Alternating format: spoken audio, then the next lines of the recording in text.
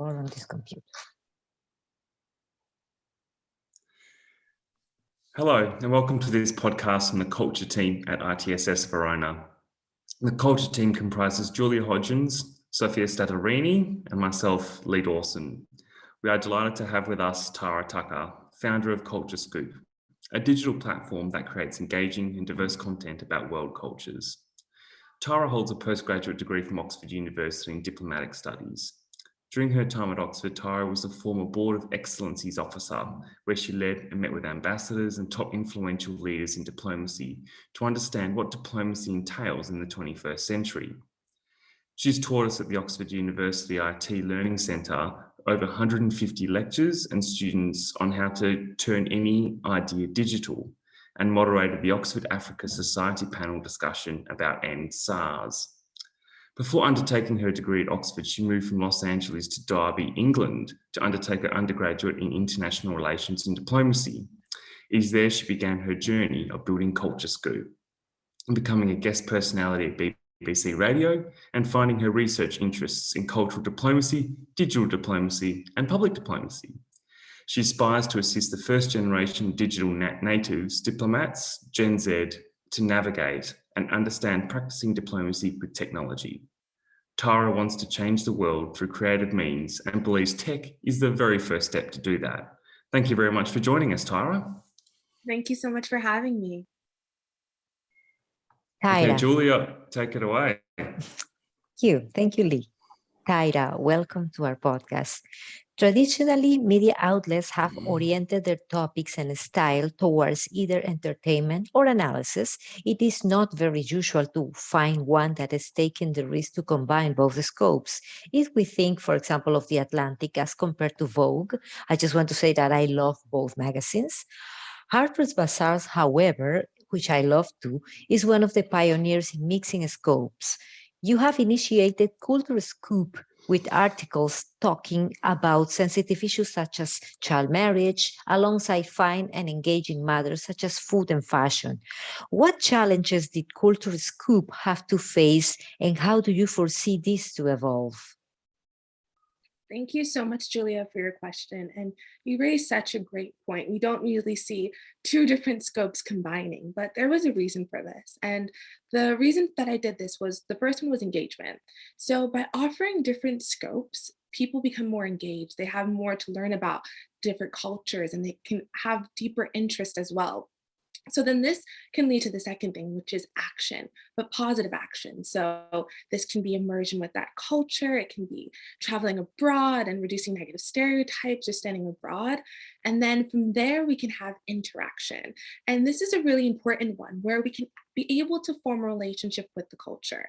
So by having engagement, action, and relationships, these all tie into the having different scopes. And it's really important because this leads to the biggest challenge, and that is actually getting people engaged and wanting to learn about the culture. And I'm not sure if you guys have ever heard of Simon Anhalt, but he's a policy advisor, and he has this amazing survey he does. He thinks it's boring. I think it's amazing. And it's called the Nation Brand Index. And what this does, it globally tracks people's public perceptions of a certain country. So when it comes to the Nation Brand Index, he found that a lot of people aren't really interested in the domestic issues beyond one's own border. So they may be aware, but they're not necessarily concerned. And when I was wanting to have different scopes, I wanted to really engage people within that culture. So I thought maybe if we had a blog about food, that they would become more interested in China and then start learning more about China and have this kind of ripple effect. But let's take, for instance, as you said, the child marriage blog in India. Well, I also had another blog about 5 ways to add Bollywood spice into your life. So the way that I was hoping that this can work out is someone engages with the website and the blog, then they become more interested in India. Maybe they want to travel to India or join a local event. And then they get that firsthand interaction to form a relationship and understanding about India with different Indians and the culture. So overall, I was hoping that by having different scopes and overcoming that challenge of people not really being interested in what's happening across the world or in a different border, was that we can spark that interest in that culture. And then hopefully that can lead to that relationship. And then people can become more interested and want to be able to engage with that culture and change the world for better. Thanks, Tara. That's a really, really terrific answer. And it kind of leads on to the next question that I've got is that, you're a strong believer that technology has the capability to change people's lives across the world, and also bring distant communities together, as as the world has seen throughout the COVID-19 pandemic. Without technology, businesses wouldn't be able to operate and we wouldn't be able to keep in touch with our loved ones abroad. But however, there are a number of social and cultural barriers that still exist which prevent people from achieving their potential. And a lot of that has to do with barriers to getting access to that technology to begin with. Now, as a woman of colour, how have you navigated the gender and cultural obstacles in your path and persist with delivering lifelong change and engagement through public affairs diplomacy? Yeah, you raised such a great point. And I feel like throughout my whole life, society, they always want to tell you who you can be because of your gender or the color of your skin and like set limits and put me in a box. And I hate that. I don't ever want to be put in a box. And I want to do what I want to do, regardless of what society tells me that I can and can't do. And the first way that I really had to navigate this was having a strong identity of myself and self-confidence and standing up for what I believe in and sharing my passions and not being afraid to chase my dreams or put myself in a room where I might be the only Black person or the only Black woman. And by doing this, it's allowed me to meet other people that have gone through the same barriers that I have gone through, but even more. When I first applied to Oxford and I was reading about the different people that are accepted, well, it's 85% of diplomats. And I was coming from my undergraduate. I had some experience in government, but not a lot. But I knew by putting myself in that room, I can meet other people who have come across harder barriers. And then they taught me, they shared their wisdom, they shared their experiences on how to navigate this world of diplomacy, regardless of the color of my skin, regardless of gender. And they prepared me for what might come and what I might have to face. But I think that's the best part about being a minority sometimes is that you end up creating your own community where people understand what's happening, what's going on, but they are able to support you, they're able to help you. And that's truly what helped me navigate through this new world that I'm entering, which is diplomacy. Thank you very much, Tara. It was really interesting. And now I would like to know. So in the 21st century, diplomacy and foreign policy have greater implication than in the past, as we're today the citizen of an ever more complex and interconnected world. So social media are often praised to foster an advantageous exchange of ideas between politicians and civil society, and strengthen the ability of diplomats to gather information and to anticipate analysis, management, and reaction to events. So to what extent do you agree with this statement, and what are the limits of digital diplomacy and democracy in your mind? That's such a great question. And I'm a huge advocate for digital diplomacy. And what that really means, it's having diplomats sometimes go on social media, such as Twitter, Instagram, LinkedIn, Facebook, and they promote their culture, they promote what's happening within their state, the policies that they're taking on, the cooperations that they're working with. And this has so many advantages because I've always felt like diplomacy is almost secret, it's hidden, and now it's being opened up to the wider public and we can interact and we can tweet back at these ambassadors and we can have them like our LinkedIn post, which is great, right? To be able to enter that world of diplomacy and feel like your voice is being heard.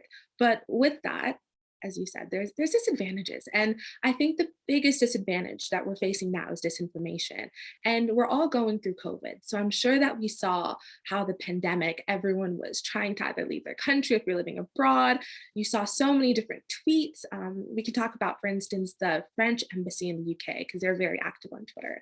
And when they were having the whole COVID crisis, they were tweeting a lot about consular aid, contact information, culture promotion. So this is the advantages of it. But we also know what was happening during COVID. There was so much disinformation. We didn't understand what COVID really was. So imagine being an embassy and you're trying to promote this is what's happening, this is COVID, please wash your hands, social distance. But then you're also seeing on Twitter a bunch of other information from people that you might know, maybe they're more influential to you than the embassy is. And this is a huge disadvantage that right now digital diplomacy is facing is that disinformation. And it's almost like the battle for the minds. Who can persuade the other person that they're right, that they're truthful, that they're trustworthy, and follow their content that they're producing.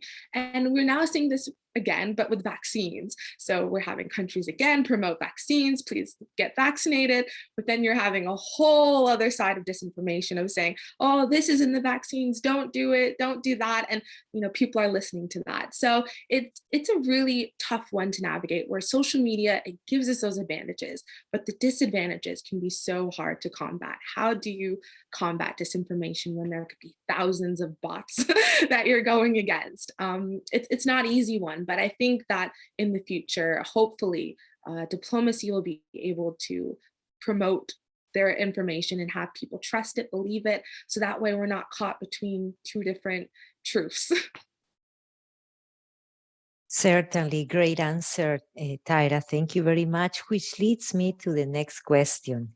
The current context of the planet, evolving pandemic, climate crisis, transnational conflict, rise of nationalism, and inflexible regimes, raising inequalities, also expanding connectivities with risks and benefits that you just mentioned. All this raises new demands and changes the pace of the response. What would you propose to adjust the diplomatic perspective to times like these, where grassroots and speed of response are of the essence?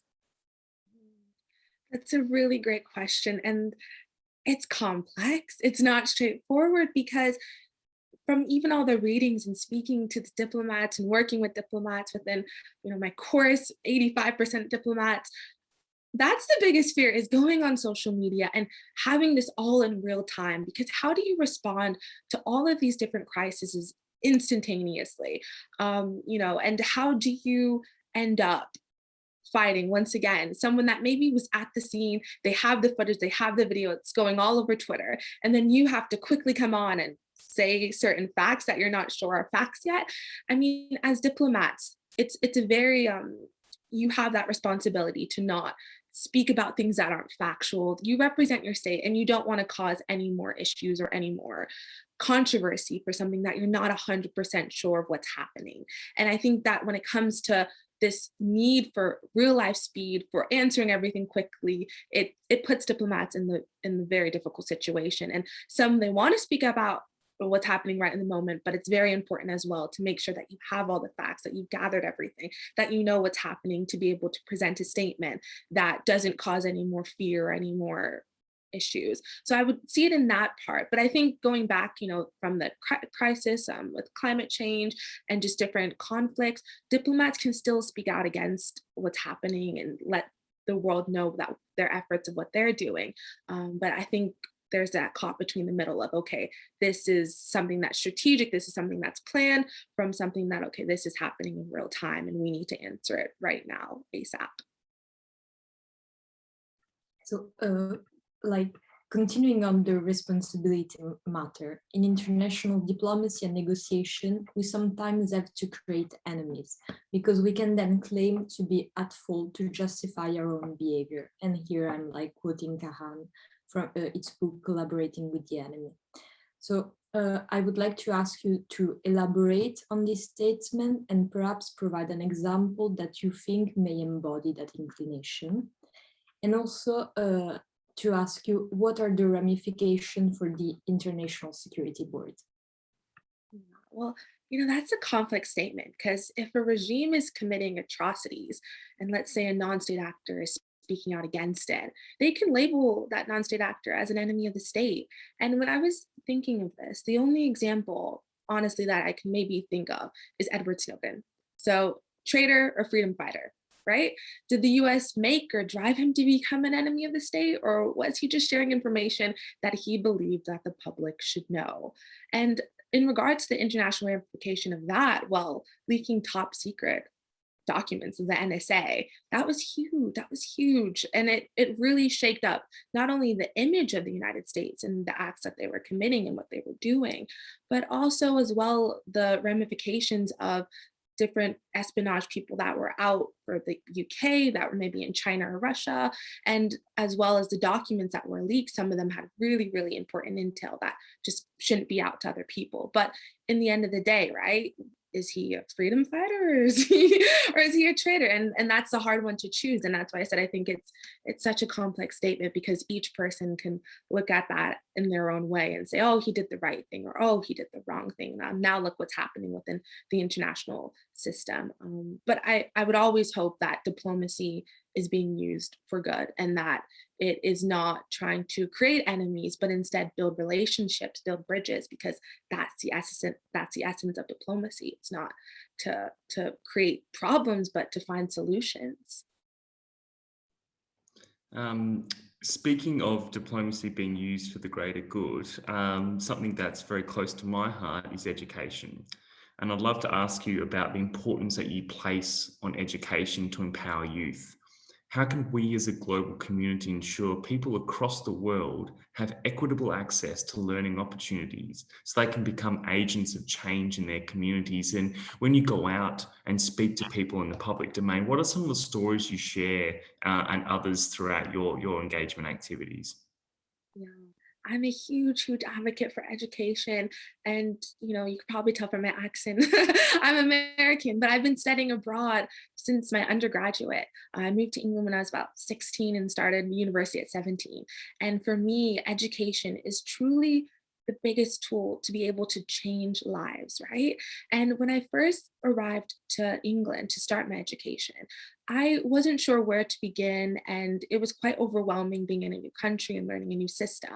But one of the best things that I found within my whole entire life is that there's always people that are there to help you, to guide you, and to share their knowledge.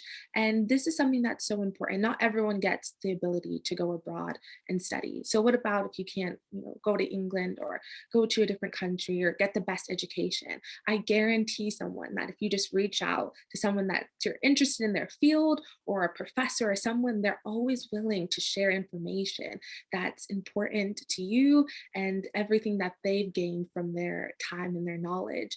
And one story that I guess I can share that was quite interesting for me that recently happened was when I was in my undergraduate. I was studying digital diplomacy. I was doing my dissertation on it, and I was so, so fascinated with it.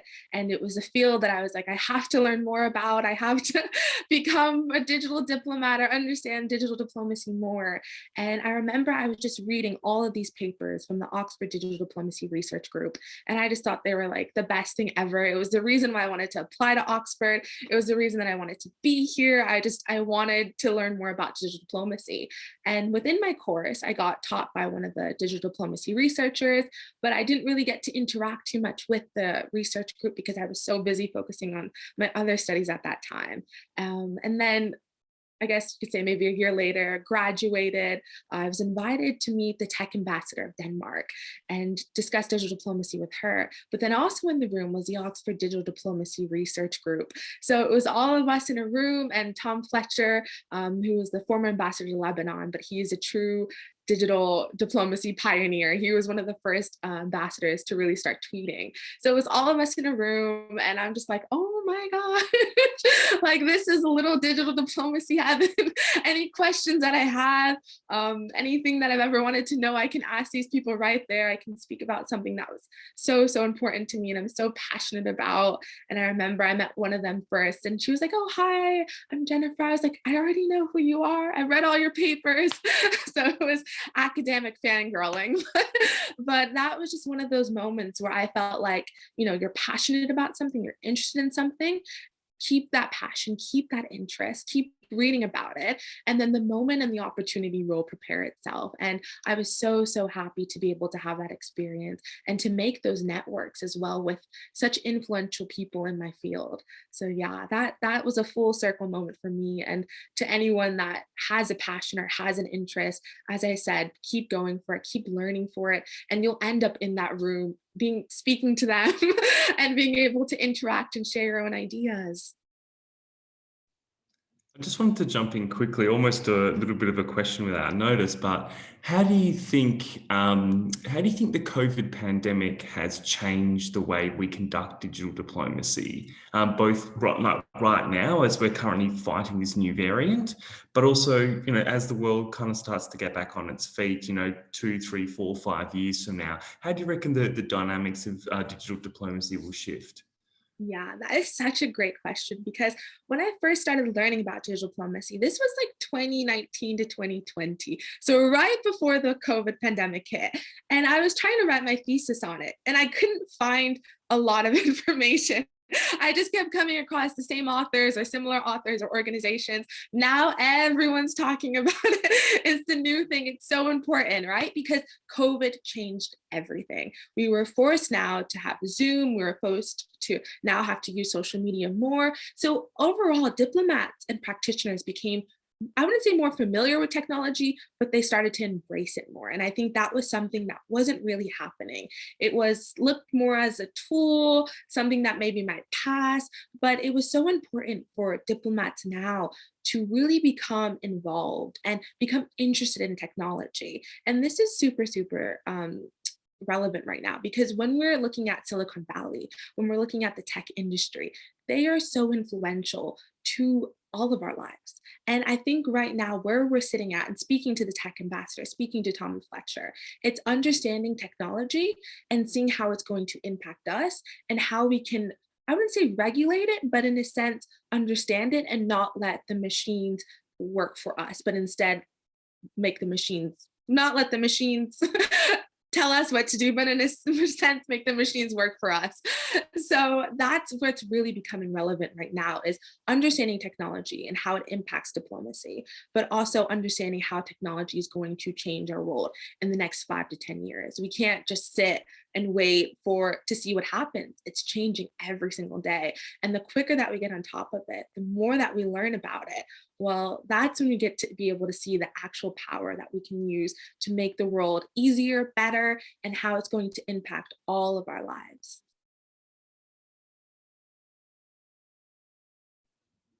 Lovely. Look, it's been an absolute pleasure having you with us today, Tyra. Thank you so much. Like, your insights have just been so warmly received by us all here, and no doubt our listeners and viewers will greatly appreciate your insights as well. So, please do visit ITSS Verona on YouTube for access to all the podcast episodes and the website itssverona.it for the latest news and blog posts from across the world. Thank you once again, Tyra, for joining us today. Thank you so much, Tyra. It was fantastic questions, and I'm so happy to be part of the ITSS Verona's team, and I look forward to speaking to you guys more later. Absolutely. We do too.